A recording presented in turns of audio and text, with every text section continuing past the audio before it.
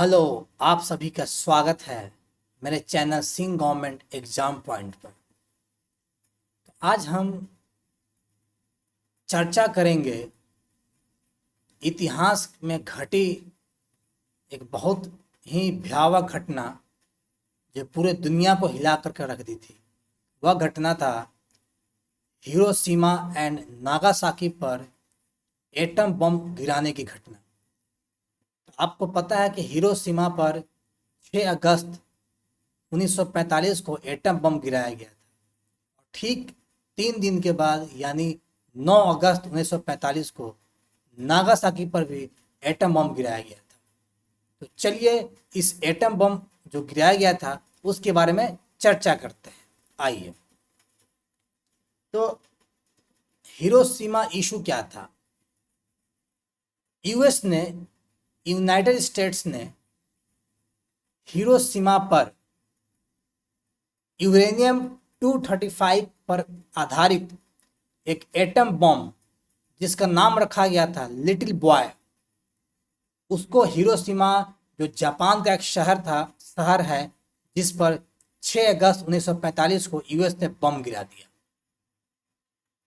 ठीक है, आगे पढ़ेंगे कि नागासाकी पर भी 9 अगस्त 1945 को एटम बम गिराया गया। नतीजा क्या हुआ?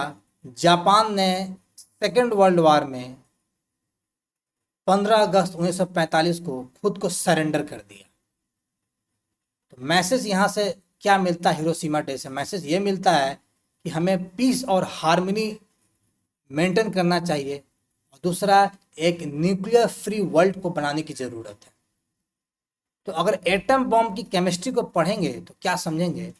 एटम बॉम्ब न्यूक्लियर फिजन के मैकेनिज्म पर काम करती है। न्यूक्लियर फिजन होता क्या है कि जो लिटिल बॉय जो बम गिराया गया था हिरोशिमा पर, उसमें यूरेनियम 235 था। उस पर जब न्यूट्रॉन का बम्बार्डमेंट करेंगे तो यूरेनियम 235 एक हेवी न्यूक्लियाई है। उस पर न्यूट्रॉन का बम्बार्डमेंट करेंगे तो उससे छोटे न्यूक्लियाई टूट के बनेंगे, साथ में बहुत ज़्यादा एनर्जी निकलेगा और कुछ और न्यूट्रॉन भी निकलेंगे। ये न्यूट्रॉन फर्दर बचे हुए यूरेनियम 235 पर रिएक्शंस करा करके एक चेन रिएक्शन कराएंगे। इस नतीजा में क्या हुआ? एक लार्ज अमाउंट ऑफ एनर्जी निकलेगा। ये एनर्जी जो रेडिएशन के फॉर्म में होता है काफ़ी घातक होता है। इसने पूरे हिरोशिमा शहर को हिला कर रख दिया था। तो आप एटम बम के बारे में समझ गए होंगे कि ये कैसे काम करता है। न्यूक्लियर फिजन पर सवाल पूछा जा सकता है। अगर नागासाकी की बात करें तो नागासाकी में 9 अगस्त 1945 को फैट मैन जो बम गिराया गया था एटम बम, वह प्लूटोनियम 239 पर आधारित जिसका नाम रखा गया फैट मैन, उस बम को यूएस ने ही गिराया था। ठीक है, उस पर भी एक बहुत बड़ी तबाही हुई थी 9 अगस्त 1945 को। तो यहाँ तक आप समझ गए होंगे एटम बम के बारे में। उसी से सिमिलर मिलता जुलता है हाइड्रोजन बम, लेकिन हाइड्रोजन बम न्यूक्लियर फ्यूजन पे काम करता है। हाइड्रोजन बम न्यूक्लियर फ्यूजन पे काम करता है। इसमें दो light nuclei deuterium and tritium जो हाइड्रोजन के आइसोटॉप्स होते हैं, इनको high temperature and high pressure पर कोलाइड करा करके हीलियम प्लस न्यूट्रॉन का बनाते हैं और साथ में एनर्जी निकलता है। ये जो एनर्जी निकलता है न्यूक्लियर फ्यूजन के दौरान, यह एनर्जी काफ़ी ज़्यादा होता है न्यूक्लियर फिजन के रेस्पेक्ट में। इसलिए hydrogen bomb is more powerful then atom bomb. इसलिए कोशिश किया जाता है कि हाइड्रोजन बॉम्ब को धरती पर इनिशिएट ना कराया जाए। ये काफ़ी डिजास्टर्स होता है। तो यहाँ तक आप एटम बॉम्ब की साइंस को समझ पा रहे होंगे, ये मैं उम्मीद करता हूँ। चलिए नेक्स्ट स्लाइड की तरफ थोड़ा कुछ और फैक्ट्स को जान लीजिए।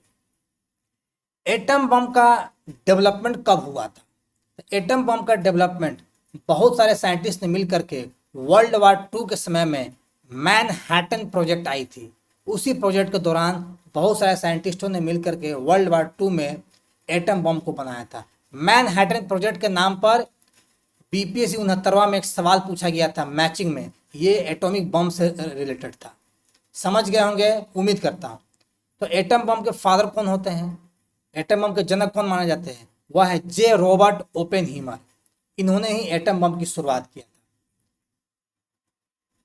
पहली बार लड़ाई में एटम बम का इस्तेमाल कहाँ पर किया गया था, वो भी काम ये कर दिया था हिरोशिमा पर। हिरोशिमा पर 6 अगस्त 1945 को जो बॉम्बिंग किया गया था, वह फर्स्ट टाइम एटम बम का इस्तेमाल हुआ था।